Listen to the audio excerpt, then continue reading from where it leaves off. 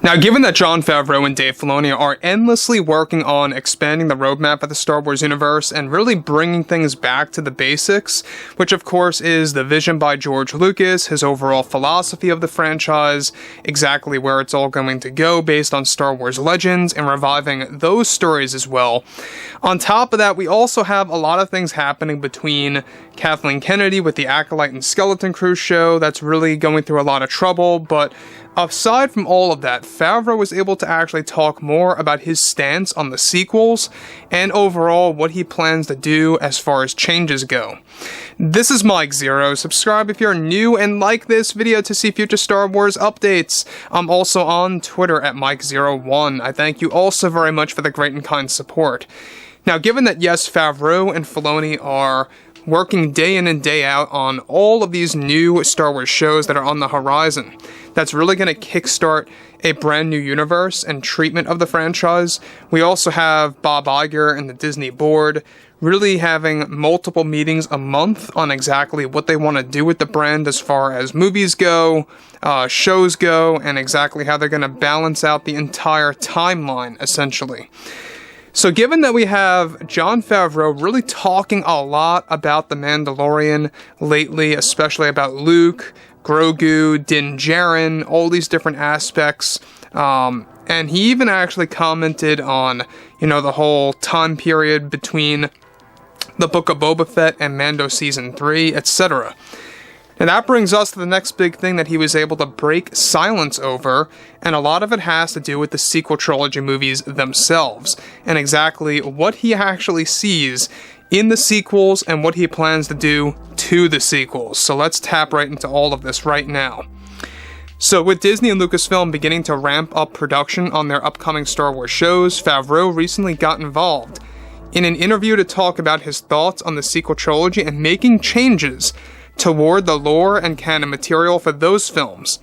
Now further, Favreau went on to state the following, to the fandom of course. "When I first began," he says, "to realize my connections at Disney, and after seeing the fan backlash over The Last Jedi, I knew I had to do something with the first live-action series at the time to create a balance and to spark an opportunity for endless possibilities, like what I did with Luke and Mando Season 2. That was a plan I had from the beginning since I saw The Last Jedi. My criticism on that film was boosting, of course, fans' expectations and expecting the Luke that they love from Legends. And on top of this, I didn't really get the fact of why they shifted away from that in the sequels, which is why I was so honored and excited to bring him back in a different era, which he is young and all alike. So me and Dave, we are world building, also groundbreaking on ideas, to cutting on the sequels and making some canon changes that will give us more breathing room for our upcoming shows."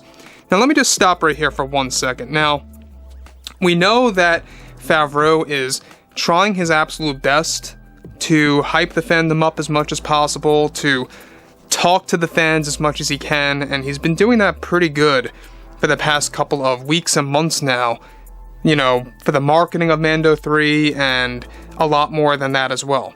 Now, the thing about this too is that given that we have, a lot of different aspects entering into the Mandoverse that's going to have a big impact on the sequel trilogy, a lot of it has to do with the fact that they are reviving Star Wars Legends. So basically, Legends stories are going to become canon.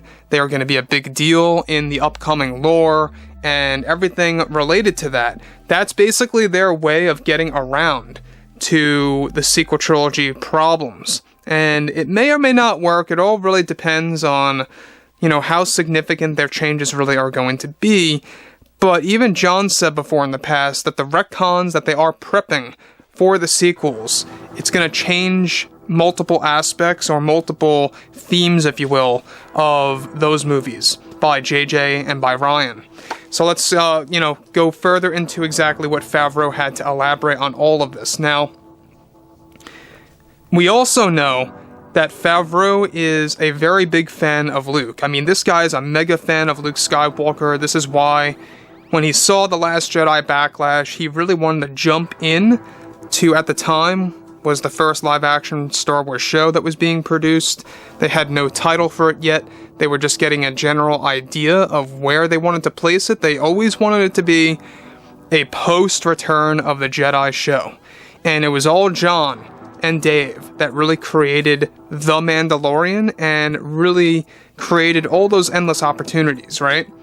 So he goes on to say, further, we are going to begin doing this with Ahsoka and Mando Season 4, mainly, and play it by year to see where that all goes. I'm not saying we are erasing all these films from existence, in no way would I ever do that, but we are completely reframing the canon in those films and what happens to certain characters as well as adding new meaning to certain things.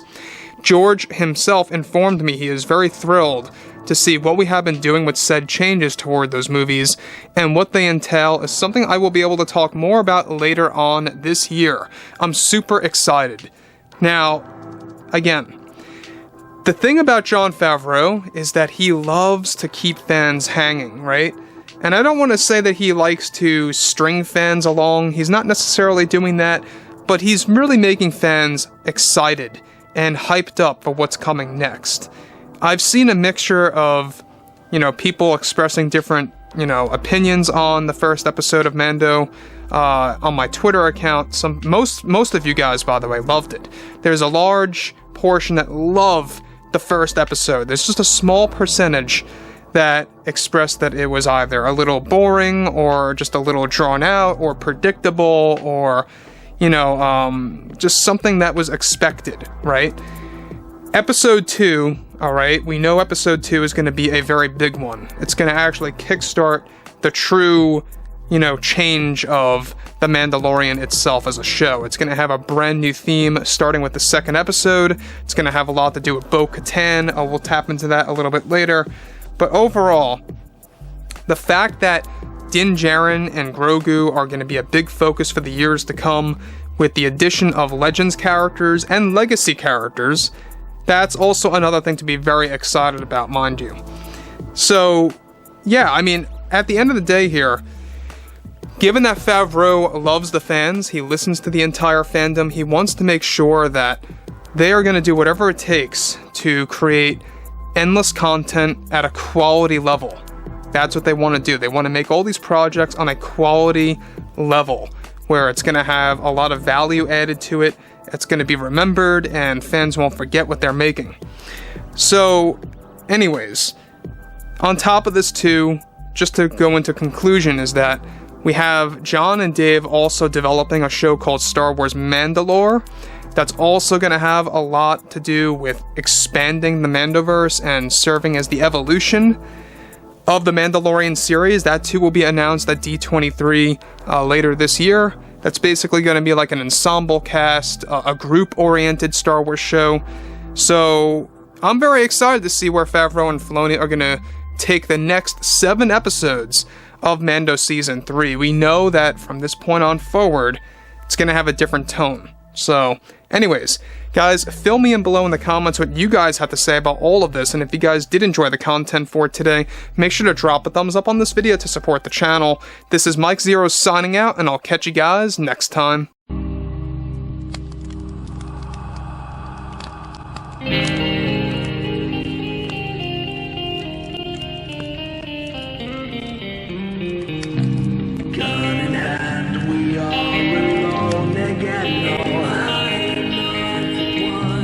Night to moon, we hear them moans again.